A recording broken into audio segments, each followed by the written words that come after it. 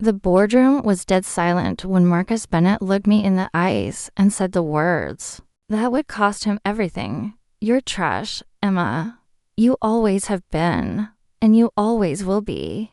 You don't belong here." I still remember the way the sunlight streamed through those floor-to-ceiling windows, illuminating the faces of everyone I'd worked with for 6 years. 12 people sitting around that mahogany table, and not one of them met my eyes. They just stared at their laptops, their coffee cups, their phones anywhere but at me. That moment changed everything. But to understand why, I need to take you back to where this story really begins. My name is Emma Castellano, and 3 years ago, I was a 32-year-old senior software engineer at a tech startup called Vertex Solutions. If you've never heard of Vertex, don't worry, most people hadn't. We were one of those mid-tier companies that existed in the shadow of the big players, doing decent work, making modest profits, and keeping our heads down. I'd been with Vertex since almost the beginning. I was employee number 8, back when the office was just a converted warehouse space with folding tables and an espresso machine that barely worked. Marcus Bennett, the CEO and founder, had recruited me personally from my previous job at a consulting firm. I still remember that first meeting. Marcus was charismatic in that particular way that startup founders often are, all vision and energy, and big promises about changing the world. He told me Vertex was going to revolutionize data analytics for mid-sized businesses, that we were going to build something that mattered. "I need people who aren't afraid to get their hands dirty," he'd said, leaning forward across the coffee shop table. "People who can build from the ground up. You'd be our lead engineer, Emma. You'd have equity. You'd be part of something real."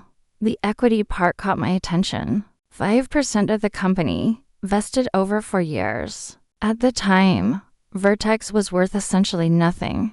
But 5% of something that might become something. That was the dream, right?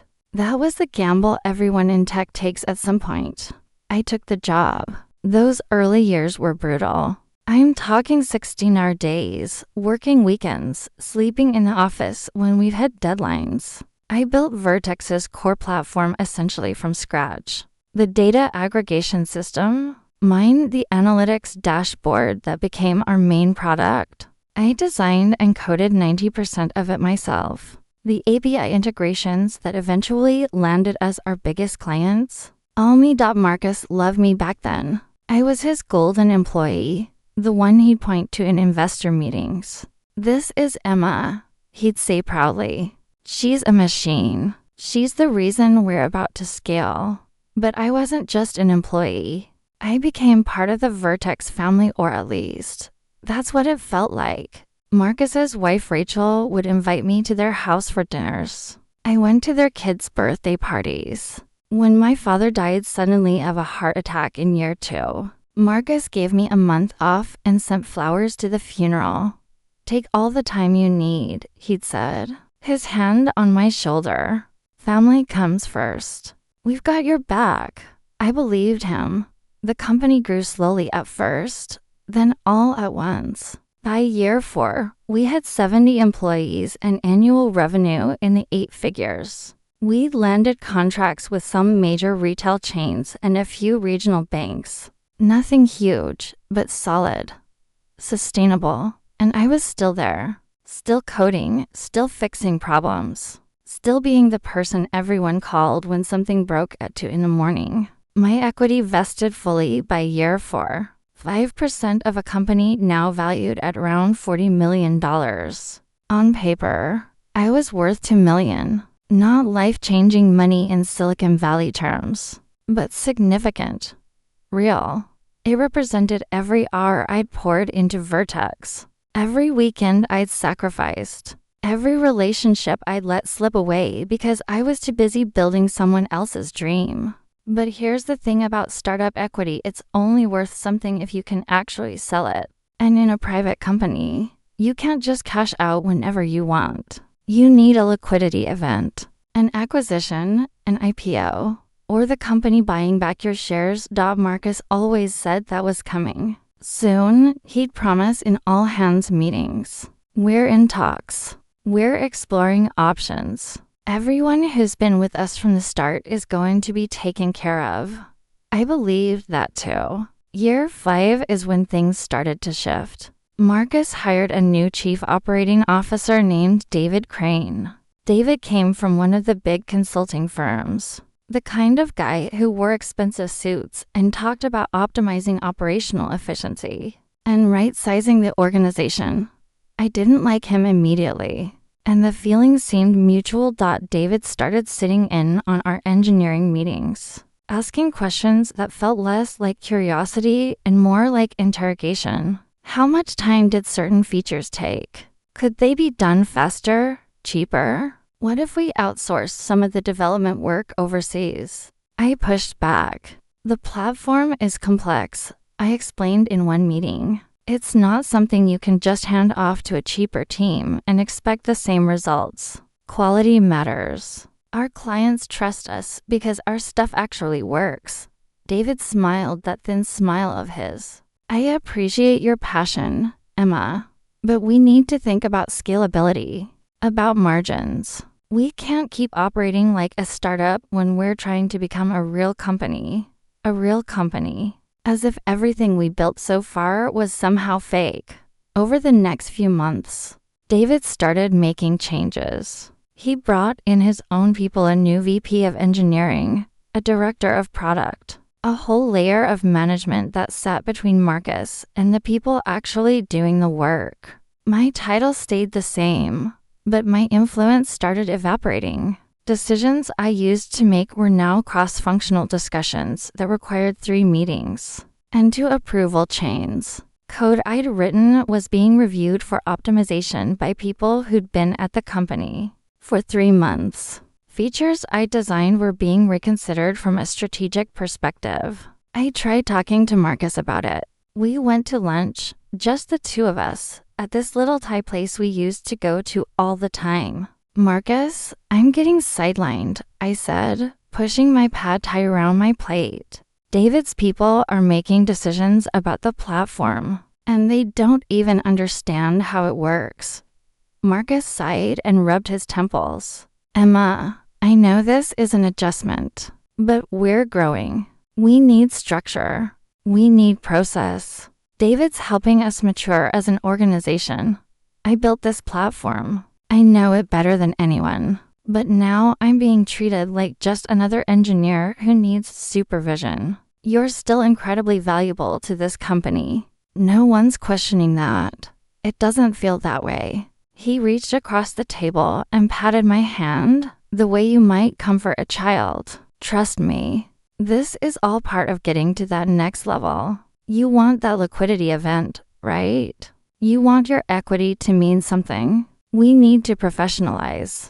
We need to show potential acquirers that we're a well-oiled machine, not just a company dependent on a few key people. The irony of that statement wouldn't hit me until much later. Year 6 started with a bombshell. Marcus called an all-hands meeting on a Monday morning in January. The energy in the room was weird, excited, but tense. Like everyone knew something big was coming, but nobody knew if it was good or bad. Marcus stood at the front of our main conference room. David beside him, both of them wearing matching smiles. I have incredible news, Marcus announced. After months of negotiations, I'm thrilled to tell you that Vertex Solutions has received an acquisition offer from Pinnacle Tech Group. The room erupted in cheers and applause. Pinnacle was a major player, a publicly traded company with a market cap in the billions. This was the exit. This was the moment we'd all been working toward. I felt my heart racing. 5% of the acquisition price. Even if we sold for half our supposed valuation, I was looking at $1 million. Maybe more. Marcus held up his hands for quiet. Now, the details are still being worked out. But I want you all to know that this is a testament to everything we've built together. Every line of code, every client meeting, every late night, it all mattered. It all led to this moment. More applause. People were hugging. Someone popped champagne. I caught Marcus's eye across the room, and he winked at me. See, his expression seemed to say, I told you it was coming. The next few weeks were chaos. Due diligence teams from Pinnacle crawled all over our company. They interviewed employees, audited code, reviewed contracts, and examined every aspect of our business. I spent hours in meetings explaining the platform architecture, walking through technical documentation, and answering the same questions 15 different ways. It was exhausting, but I didn't mind. This was it. The finish line. Then came the day that everything fell apart. It was a Thursday afternoon in March.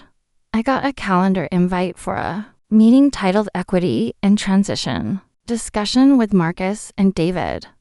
No other context, just those 4 words and a 30-minute time slot. I walked into the small conference room to find both of them already seated, legal pads in front of them, expressions carefully neutral. Emma, thanks for joining us, Marcus said, gesturing to a chair. Close the door, would you? I did, feeling a knot forming in my stomach. David spoke first. Emma, we wanted to talk to you about the acquisition and how it affects your equity position. Okay, I said slowly. Marcus jumped in, his voice taking on that soothing tone he used when delivering bad news. So, as you know, you have a 5% stake in Vertex. That was based on the terms we agreed to when you joined, back when the company was in a very different place, right? I said, wondering where this was going. The thing is, David continued, since then, we've had several rounds of financing. We brought in outside investors. We've issued new shares. The cap table has become significantly more complex. I felt cold. What does that mean? Marcus pulled out a sheet of paper and slid it across the table. It was covered in numbers and percentages that made my head spin. Due to dilution from our Series A, Series B, and the convertible notes we took last year, your 5% of the original company now represents approximately 1.2% of the current equity structure. I stared at the paper. That's not what we agreed to. It's how equity works, Emma, David said, his voice maddeningly patient. When a company raises money, existing shareholders get diluted. That's standard. Surely you understood that. But I was never told about these funding rounds. I was never informed that my stake was being. You received the same information. All shareholders received, Marcus interrupted. We sent out updates. We held information sessions. I never got. I stopped, thinking back. Had there been emails I'd missed? Meetings I'd been too busy to attend because I was too busy actually building the product? David pushed another paper toward me. Regardless, at 1.2%, and with the acquisition price Pinnacle is offering, your payout would be approximately $140,000 before taxes. The room tilted. What? Now, we recognize that may feel disappointing, Marcus said quickly. So we've worked out something extra for you. As recognition of your contributions, we're prepared to offer you a retention bonus of $60,000, paid out over 18 months, contingent on you staying through the transition and helping integrate our platform with Pinnacle's systems. I couldn't breathe. 6 years. 6 years of my life. 16-hour days, weekends, holidays, relationships I'd sacrificed, my health I'd neglected, my father's final months when I'd been too busy to visit as often as I should have. $200,000. That's what they were offering me. That's what they decided those 6 years were worth. This isn't right, I whispered. It's more than fair, David said coldly. Most engineers at your level would be thrilled with that kind of payout. I'm not most engineers. I built this company. I built the product that Pinnacle is buying. You were an early employee. Marcus corrected, and there was something new in his voice. Something harder. You did good work. No one's denying that. But let's not exaggerate your contributions. This company succeeded because of a team effort, because of smart business decisions, because of the leadership that guided us. I looked at him and realized I was seeing clearly. For the first time in 6 years. This man wasn't my friend. He'd never been my friend.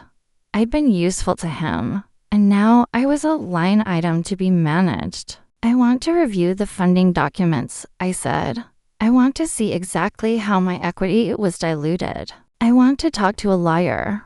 David and Marcus exchanged a glance. That's certainly your right, Marcus said slowly. But Emma, I'd encourage you to think carefully before you go down that road. Legal reviews. Disputes, they get messy, they damage relationships, and they rarely change outcomes. The numbers are what they are. Are you threatening me? Of course not, Marcus said, looking genuinely offended. I'm trying to help you.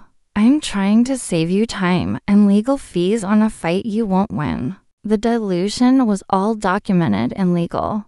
You just need to accept that and move forward. I stood up, my chair scraping against the floor. I need time to think about this. Take all the time you need, David said. But don't take too long. Pinnacle wants this deal closed within 60 days. If you become an obstacle to that timeline, well, that won't reflect well on you. I left the room feeling like I was going to be sick. Over the next week, I barely slept. I hired a lawyer, a real one, not some cheap consultation, which cost me $3,000 I didn't really have just for the initial review. I sent him every document I could find, my original offer letter, the equity agreement, emails about funding rounds I'd apparently been CC'd on, but never really read. His conclusion was devastating. Everything Marcus and David had said was technically true. The dilution had been legal. The funding rounds had been disclosed. Even if that disclosure was buried in dense financial documents sent to an email address. I rarely checked. I had signed away my anti-dilution rights in the original agreement without even realizing what that meant. I'm sorry, the lawyer said over the phone. If you'd had representation when you signed that initial contract, we could have negotiated better protections. But as it stands, you don't have a legal case. They played by the rules. The rules just aren't fair. I hung up and sat in my apartment, my small, one-bedroom apartment that I'd been living in for 6 years because I kept telling myself the big payday was coming, and I cried. Not just from anger or disappointment, but from the crushing realization of my own naivety. I believed the fairy tale. I believed that hard work and loyalty and dedication mattered. That if you gave everything to a company, the company would take care of you. I'd been so stupid. But I still had to go to work. I still had a job, at least until the acquisition closed. I dragged myself into the office the next Monday, hollow and exhausted, and tried to pretend everything was normal. It wasn't. David had started implementing changes in preparation for the Pinnacle integration. He'd restructured the engineering team, bringing in one of his guys from his old consulting firm to be the new VP of engineering. My role became even more diminished. I was essentially a senior individual contributor now, taking orders from people who'd been at the company for 3 months. I swallowed my pride and kept working. What else could I do? I needed the job. I needed the money, especially now that I knew my equity payout was going to be pocket change. The final blow came 6 weeks later. David called a meeting of the senior engineering team to discuss the integration plan with Pinnacle. There were 12 of us in the room, including several of the new people he'd brought in. I'd prepared for this meeting extensively. I had created a detailed technical document outlining how our platform could be integrated with Pinnacle's systems, identifying potential challenges, and proposing solutions. I'd spent an entire weekend on it because despite everything, I still cared about the product. I still wanted the integration to succeed. I was midway through my presentation when David interrupted. Emma, I'm going to stop you there. I don't think this approach makes sense. I paused, confused. What part doesn't make sense? All of it, frankly. You're overthinking this. Pinnacle has their own integration team. They don't need us trying to redesign their processes. I'm not redesigning their processes. I'm explaining how our system works, so the integration can be smooth. These are technical realities, not opinions. I understand you feel invested in this, David said, his tone condescending. But we need to let the professionals handle it. Something snapped inside me. I am a professional, I said, my voice tight. I built this system. I understand it better than anyone in this room, better than anyone at Pinnacle. Certainly, if you want this integration to work, you need to listen to what I'm saying. David's expression hardened. What we need is for you to accept that your role in this company has changed. You're not the architect anymore, Emma. You're just another engineer. And honestly, given your attitude lately, I'm not sure you're even a very good one. The room went silent. Everyone was staring at their laps, at the table, anywhere but at me. I should have left it there. I should have bitten my tongue and sat down. But I was tired. Tired of being diminished. Tired of being pushed aside. Tired of watching people who'd contributed a fraction of what I had get treated with more respect. My attitude, I said, standing up. You want to talk about attitude, David. I've given 6 years of my life to this company. I have sacrificed everything to make this product work. And now you and Marcus have cut me out, diluted my equity into nothing, and are treating me like I'm some kind of obstacle to be managed. So yeah, maybe I have an attitude. Maybe I'm tired of being told I don't matter. Marcus, who'd been sitting quietly at the head of the table, finally spoke up. Emma, that's enough. No, it's not enough. You owe me. I don't owe you anything, Marcus said, his voice going cold in a way I'd never heard before. You were compensated fairly for your work. You got a salary. You got benefits. You got equity, which is more than most employees get. If that equity didn't turn out to be worth what you fantasized about, that's not my problem. That's the risk you took. I took that risk because you told me. I told you what I believed at the time. Things change. Companies evolve. You need to evolve with them, or you get left behind. David leaned forward, and there was something almost gleeful in his expression. Here's the reality, Emma. You're not special. You're not irreplaceable. You wrote some code. Good for you. But code can be rewritten. Systems can be rebuilt. What this company needs now isn't code monkeys.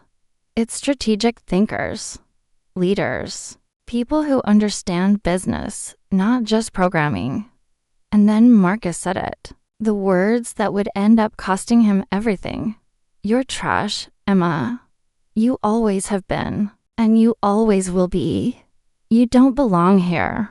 The silence that followed was absolute. I could hear the hum of the air conditioning, the distant sound of someone typing in another room, my own heartbeat thundering in my ears. I looked around the table at all those faceless colleagues I'd worked alongside for years, and not one of them spoke up. Not one of them defended me.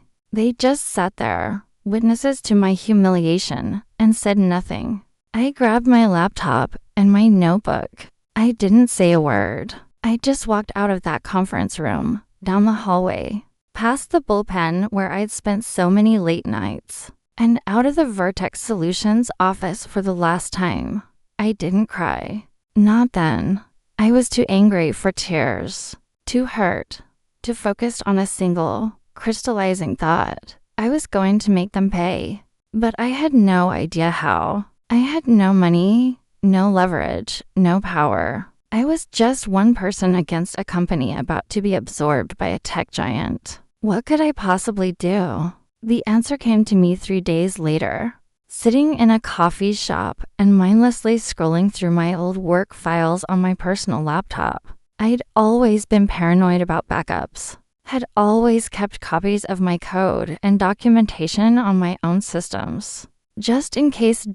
And as I scrolled through those files, I realized something that made my blood run cold. The core platform that Vertex was selling to Pinnacle, the data analytics engine, that was supposedly worth millions, wasn't just built by me. It was built using a significant amount of code and algorithms I developed on my own time. Before I even joined Vertex. Years ago, in my early 20s, I'd been working on an independent project, a hobby, really.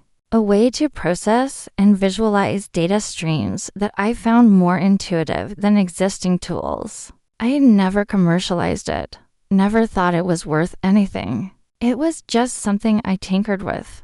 When Marcus had recruited me to Vertex, I'd brought some of those concepts with me. I had adapted and expanded them, built them into something bigger. But the foundation, the core algorithmic approach that made Vertex's platform unique, that was mine, created entirely independently, on my own time, before I'd signed any employment contract. I'd mentioned this to Marcus once, years ago, in passing. He'd shrugged it off. Doesn't matter, he'd said. Once you join the company, everything you create belongs to us. That's how it works. But he was wrong. I pulled out my original employment agreement and read through it carefully, really carefully, for the first time in years. The intellectual property clause said that anything I created during the course of employment and using company resources belonged to Vertex. But I'd created the core algorithms before my employment, and I had proof time-stamped files, GitHub commits to my personal repository. Even a blog post I'd written about the concepts 3 months before I joined Vertex. The platform Vertex was selling to Pinnacle was built on stolen intellectual property. My intellectual property. I made some calls. I found a different lawyer, one who specialized in intellectual property disputes. I laid out everything for him. The timeline, the documentation, the proof that the core technology predated my employment. He listened carefully, asked pointed questions, and then he leaned back in his chair with a slow smile. "Ms. Castellano," he said, "I think you might have just hit the lottery." The legal filing happened 2 weeks before the Pinnacle acquisition was set to close. My lawyer sent a cease and desist letter to Vertex, to Pinnacle, and to their respective legal teams. The letter was precise and devastating. Vertex Solutions had built its core platform using misappropriated intellectual property belonging to Emma Castellano. Any sale of that platform would constitute trafficking in stolen goods. Unless the matter was resolved, we would seek injunctive relief to block the acquisition and pursue damages. The response was immediate and explosive. Marcus called my phone 17 times in the first hour. I didn't answer. David sent me increasingly frantic emails. I didn't respond. Vertex's lawyers sent a letter claiming my IP filing was frivolous and attempting to extract damages. My lawyer sent back a 30-page response with timestamps, code comparisons, and expert analysis showing that the core algorithmic approach in Vertex's platform was derived from my pre-employment work. He attached sworn declarations from 3 computer science professors who'd reviewed the code and confirmed the technological lineage. Pinnacle put the acquisition on hold pending resolution of the IP dispute. Marcus finally got through to me on day 3. His voice was shaking with rage. "What the hell do you think you're doing, Emma? Protecting what's mine?" I said calmly. "You're going to destroy this company. You're going to kill the deal. Do you understand that? Everyone's equity becomes worthless if Pinnacle walks away. Then I guess you should have treated me better. This is extortion." No. Marcus, this is me finally understanding my value. You called me trash. You told me I didn't belong. You were wrong. We can work this out. Come in. Let's talk. My lawyer will be in touch with settlement terms. I hung up. The settlement negotiations took 6 weeks. Pinnacle stayed at the table, but made it clear the deal was dead unless the IP issue was resolved. Vertex was hemorrhaging money on legal fees. Some of their investors were threatening lawsuits for mismanagement. Marcus and David were desperate. My demands were simple. I wanted fair compensation for the intellectual property Vertex had built their company on. My lawyer calculated the value of the IP as representing approximately 60% of Vertex's total value after all. Without the core platform, Vertex was just a generic analytics company with no unique technology. 60% of the acquisition price. Marcus called it robbery. David called it blackmail. Their lawyers called it legally questionable. My lawyer called it business. The final settlement was negotiated in a conference room at a neutral law office. Marcus and David sat on one side of the table with their legal team. I sat on the other side with mine. I'd barely slept in weeks, but I felt more alive than I had in years. I wasn't scared. I wasn't intimidated. I was done being the person who got pushed around. The final offer, $9.5 million, paid immediately. In exchange for granting Vertex a perpetual license to the intellectual property and releasing all claims. Marcus looked like he'd aged 10 years. "This is insane," he muttered. "It's fair," my lawyer said calmly. "Ms. Castellano created the foundational technology. Your company built on it without proper compensation. This reflects the actual value of her contribution.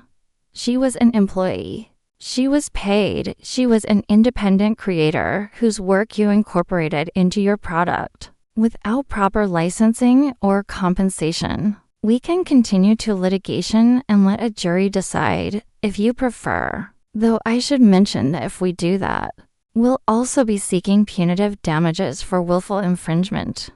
David looked at Marcus. Marcus looked at the ceiling. The Vertex lawyers whispered frantically to each other. Finally, Marcus signed the settlement agreement. I walked out of that office with a certified check for $9.5 million. The Pinnacle acquisition closed 3 weeks later. The other early employees got their payouts larger than mine. Would have been under the original terms, since the IP settlement had actually increased the total deal value. I heard through the grapevine that Marcus and David both made out extremely well, though not as well as they'd hoped. I didn't care. I had my justice. I paid my lawyer his very generous contingency fee. I paid off my student loans, my credit cards, my car. I bought a beautiful house with a view of the mountains. I set up trusts and investments and retirement accounts. And then I started my own company. It's been 3 years now. My company builds data analytics tools for small businesses, the kind of companies that can't afford Vertex or Pinnacle's expensive solutions. We're profitable, growing steadily, and I own 100% of it. No investors, no dilution, no one to answer to but myself and our clients. I hired some of the engineers from Vertex who'd reached out to me after I left. Good people who'd been as disgusted as I was by how I'd been treated. We built something better than what Vertex had. Simpler, more elegant, more effective. Last month, I got an email from Marcus. Subject line, "Can we talk?" I deleted it without reading it. I don't know what happened to Marcus and David. I heard Vertex got absorbed into Pinnacle and lost its identity. I heard there were layoffs. I heard David moved to another company. I heard Marcus tried to start another venture and struggled to get funding. I don't Google them. I don't check LinkedIn. I don't care. Because here's what I learned from all of this. The world will take from you exactly what you allow it to take. People will treat you exactly as badly as you permit them to treat you. And the moment you decide you're worth more, the moment you truly believe it and act on it, everything changes. Marcus called me trash. He told me I didn't belong. He thought he could steal my work, diminish my contributions, and push me aside. He was wrong. I left with $9.5 million, my dignity intact, and a thriving business built on my own terms. And every morning when I wake up in my beautiful house, when I drive to my office and work with people who respect me, when I make decisions that affect my company's future without needing anyone's permission, I think about that moment in the conference room, that silence after Marcus called me trash, those faces that wouldn't meet my eyes. I think about how small they tried to make me feel, and I smile.